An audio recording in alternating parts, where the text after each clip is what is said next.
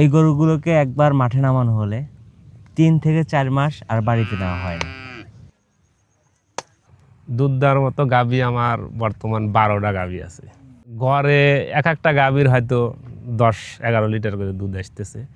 আমি বাংলাদেশে এমন একটি উপজেলায় আছি যেখান থেকে বাংলাদেশের মোট দুধের চাহিদার 60 থেকে 70% যোগান দেওয়া হয়।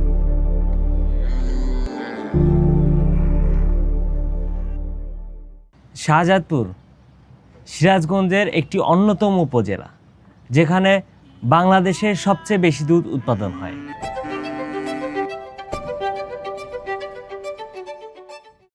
আচ্ছা, আপনাদের সারা বছর কি গরু এখানেই থাকে? না, আপনার বছরে দেখা যায় মাস 3 চড়ার ভিতর থাকে, আর অন্য টাইম বাড়িতে থাকে আর কি।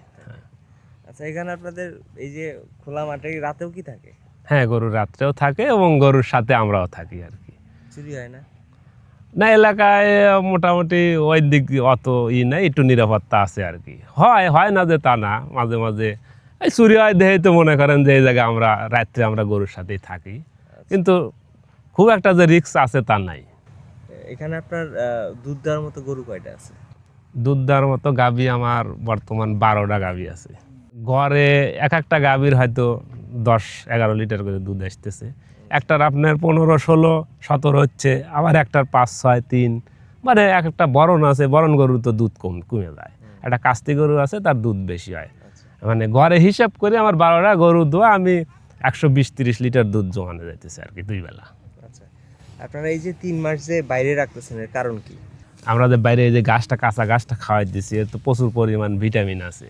মানে বাইরে রাখলে দেখা যায় গরুগুলো যে বাড়ির থেকে বাচ্চা দিয়েছে, তাহলে বাইরে রাখলে যে আলো বাতাস পাইতেছে, মানে গরুর প্রজনন ক্ষমতা বাইরে যায়, এবং দেখা যায় যে গরুটাই বরান যায় কাঁচা ঘাস দিলে পারে সেই গরুটাই মানে প্রজনন ক্ষমতা বেড়ে যাওয়ার কারণে গাবটা থাকে আর কি, বাচ্চা দেওয়ার ক্ষমতা আর বেশি থাকে।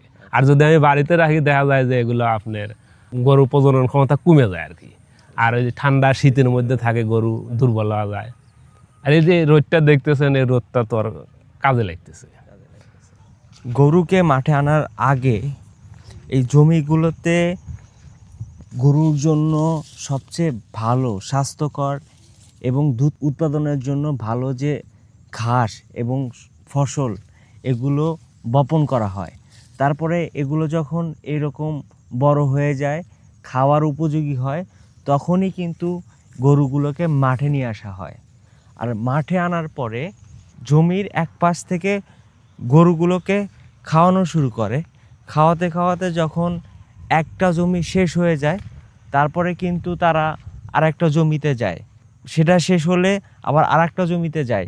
এভাবে শীতের 3 থেকে 4 মাস তারা কিন্তু এই মাঠের মধ্যেই থাকে।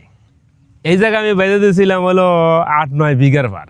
হ্যাঁ, তো এখন বর্তমান সামনে শেষের দিকে এখন বাড়িতে চলে যাব, অনেক দিন থাকছি, 4-5 দিন থাকবে আর কি, এখন বাড়িতে চলে যাবো। মানে এই গাছগুলো 4-5 দিনে শেষ করে? হ্যাঁ, শেষ করে গরু নিয়ে বাড়িতে চলে যাবো। মানে এর আগে আমি হয়তো 2 মাস 2.5 মাস থাকছি, 3 মাসে পড়ছে, 3 মাস হয়তো ফুল যাবে না, এখন গরু বাইর যাওয়া মানে চারপাশে বুনে ফেলাইতেছে।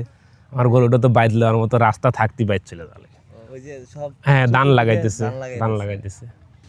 গরু শীতের যে 3-4 মাস মাঠে থাকে, সেই সময় গরুগুলোকে পাহারা দেওয়ার জন্য এরকম ছোট্ট একটা কুঁড়ে ঘর তুলে, যেখানে 1 থেকে 2 জন মানুষ অবস্থান করে। দেখতে পাচ্ছেন ভিতরে ছোট্ট একটা জায়গা, এখানে থাকার জন্য বালিশ, কম্বল, কাঁথা, এগুলো সবই কিন্তু আছে। তো আপনি কি এখানে একাই থাকেন? হ্যাঁ, আমরা ওই যে 2 বাপ বেটা আছি, হয়তো আব্বা একদিন থাকে, আমি একদিন থাকি। খাবার দাবার কি নিয়ে আসেন? না, খাবার দাবার বাড়িতে, ওই গরুর সব খাবার এনে নিয়ে এসে রাখছেন? ওই প্রতিদিনকার খাবার নিয়ে আসি, মানে যে অক্ত খাবো সেই অক্ত খাবার এনে নিয়ে আসি। এখানে যে পানি, এটা গরুর খাবারের জন্য স্টক করা হয়েছে। আর এই পানিটাও কিন্তু 1/2 কিলোমিটার দূর থেকে ভাড়ে করে বয়ে নিয়ে আসতে হয়।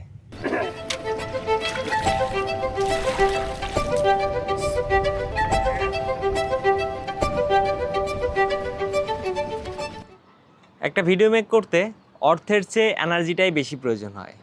তাই একটা সাবস্ক্রাইব করতেই পারেন, যে সাবস্ক্রাইব আমাদেরকে ভিডিও মেক করতে উৎসাহ দেবে।